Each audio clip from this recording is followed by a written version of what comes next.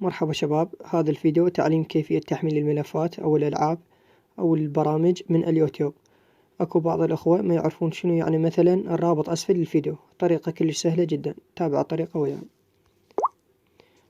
هذا الفيديو أول واحد موجود برابط برنامج ورابط ملف. من تدخل عليه هذا السهم الصغيرون الجاي أشر عليه، تضغط عليه راح يطلع لنا عندك الروابط هنا. هذا مكتوب رابط سيت جديد عراق 2017، يعني هذا رابط ملف.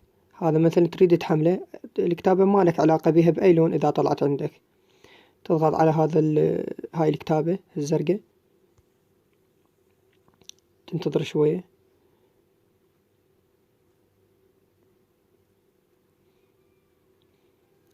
راح تطلع لك كتابة خضراء هنا، تضغط عليها راح ينزل عندك الملف. جار التنزيل، بس هذا الملف جاي ينزل عندي هنا. وإذا تريد تحمل البرنامج أيضا نفس الطريقة، بتضغط على الكتابة الزرقاء، تنتظر شوية،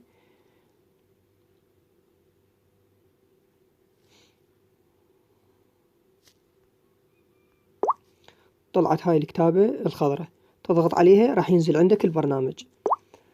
أني رافع هاي البرنامج والملف رافعهن على موقع ميديا فاير. أكو بعض الأخوة ما يرفعون على موقع ميديا فاير، يرفعون على درو بوكس أو برنامج الميجا، فلازم تحمل برنامج الميجا أو تسجل بالموقع مال درو بوكس حتى تقدر تحملهن.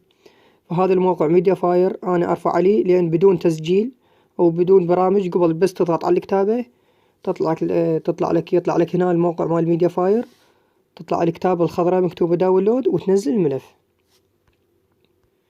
يطلع عندك هنا وتنزله.